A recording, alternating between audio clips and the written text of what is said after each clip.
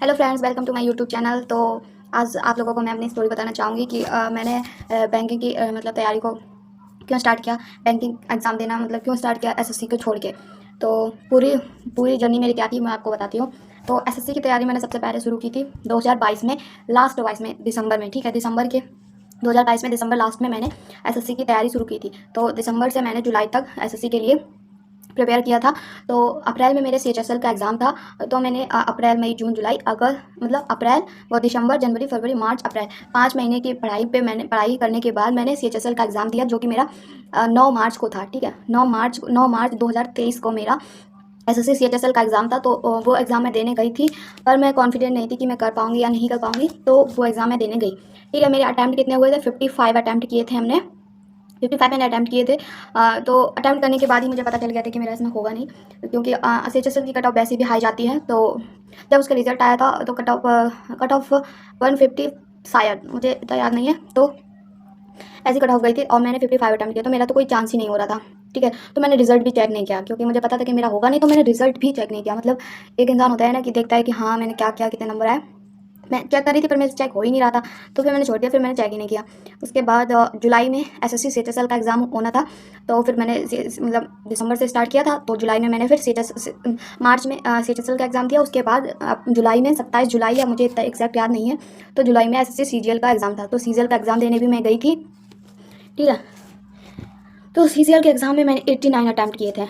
अब पता नहीं मैंने कितने क्वेश्चन किए थे सही, कितने गलत, पर ज़्यादातर मैंने तुक्के ही लगाए थे। ठीक है, तो मेरे एक्यूरेसी इतनी ख़राब आई थी जब रिज़ल्ट आया था। तो उसमें जितने रॉन्ग थे उतने ही राइट थे। तो मैं क्या ही बताऊँ आपको। उसके बाद मुझे रियलाइज़ हुआ कि अगर मैं शायद और करती एफ़र्ट तो हो सकता था, लेकिन फिर मेरा मन हट गया एसएससी से, क्योंकि एसएससी का सिलेबस इतना वास्ट है। मतलब उसकी जीके जो है उसमें इतना कुछ पढ़ना होता है, strategic, history, geography, polity, environment, science, chemistry, physics, ये सब कुछ पढ़ना होता है। ठीक है, जीके में। उसके बाद करंट अफेयर्स अलग से। उसके बाद जो उसका मैथ का सिलेबस है, मैथ का मुझे अर्थमेटिक तो समझ में थोड़ा बहुत आ भी जाता था, लेकिन जो उसका एडवांस मैथ था वो मुझे कभी समझ में नहीं आया। हालांकि अलजेब्रा में मैंने बहुत एफर्ट डाला था, तो अलजेब्रा मुझे समझ में आने लगा था। ट्रिग्नोमेट्री भी समझ में आने लगी थी, पर जियोमेट्री मुझे कभी समझ में नहीं आई।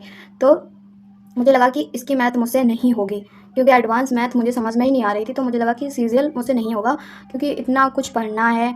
ठीक है, और कट ऑफ इतनी हाई जाती है। तो फिर उसकी भी कट ऑफ 150 प्लस गई थी सीजीएल की, तो उसमें भी मेरा नहीं हुआ था। उसके बाद मैं सोचती रही क्या करूँ क्या नहीं करूँ, सीजीएल कंटिन्यू करूँ या फिर कुछ और करूँ।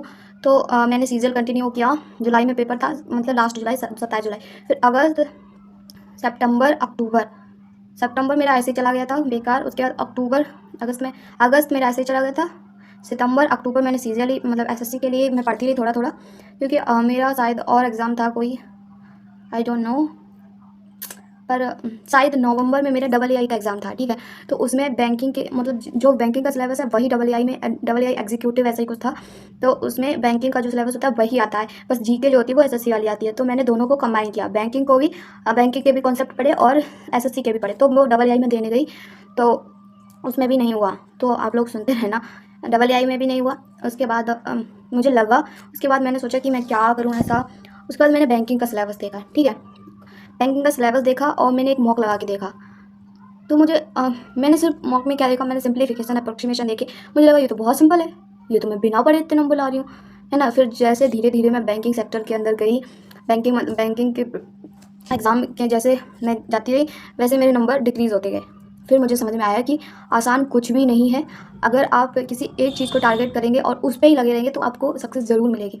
तो उस दिन से मैंने बैंक को नवंबर में मैंने बैंकिंग की तैयारी करनी शुरू कर दी थी, नवंबर या अक्टूबर में, क्योंकि एसबीआई क्लर्क का एग्ज़ाम होना था 2023 का, है ना। 2023 का एसबीआई का क्लर्क का होना था। तो मैं फॉर्म भरने गई थी एसबीआई क्लर्क का, लेकिन मेरी एज नहीं थी। एज वो लोग काउंट कर रहे थे अप्रैल से, और मुझे पता नहीं था कि अप्रैल से काउंट होती है। और मैं चली गई फिल करने, तो वहाँ पता चला कि अप्रैल से होगा, और मेरी जो हो रही थी वो सितंबर से एज हो रही थी। तो मैं क्वालिफाई नहीं हो पा रही थी, तो मतलब एलिजिबल नहीं थी मैं। तो वो एसबीआई का फॉर्म नहीं भर पाया जब 8000 वैकेंसी आई थी। उसके बाद मैंने बैंकिंग को पकड़ा, और तब से अभी तक मैं बैंकिंग में ही लगी हूँ और बैंकिंग में ही लगी रहूँगी। ठीक है, चाहे कुछ भी हो जाए, नंबर इंक्रीज़ हो डिक्रीज़ हो, कुछ भी हो, आई डोंट केयर। अब मुझे बैंकिंग सेक्टर में ही रहना है, बैंकिंग के एग्ज़ाम देने हैं, बैंकिंग में क्वालिफाई करना है और बैंकिंग के ही जॉब करनी है। तो अभी मैंने एसबीआई क्लर्क का एग्ज़ाम दिया था 2024 वाला, तो उसमें मेरे 54.75 मार्क्स आए थे और कट ऑफ जो गई थी यूपी की वो 61.75 गई थी, तो मेरा नहीं हुआ था। तो आगे मैं आरआरबी, पीओ, आरआरबी क्लर्क और भी जो एग्ज़ाम है उनके लिए मैं प्रिपेयर कर रही हूँ। तो यही रीज़न था कि मैंने क्यों किया। पहला रीज़न आप लोगों को पता ही है, उसका जीके का सिलेबस जो है वो बहुत ही वास्ट है और उसमें मतलब उसमें जीके का तो वास्ट है ही। और अगर आपकी मैथ अच्छी है, अगर आप एडवांस मैथ अच्छा कर सकते हैं तो आप एसएससी को चूज़ कर सकते हैं। मुझे नहीं लगा कि मैं एडवांस मैथ कर सकती हूँ, इसलिए क्योंकि मैं मैथ बैकग्राउंड से भी नहीं हूँ। मैंने 12th में साइंस ली थी। मैथ मुझे शुरू से समझ में नहीं आती थी, वो तो बैंकिंग में आने के बाद मुझे मैथ समझ में आने लगी है। या तो मुझे टीचर उस लेवल के नहीं मिले जो जिससे मुझे मैथ समझ में आती, या फिर मेरी ही गलती कोई थी।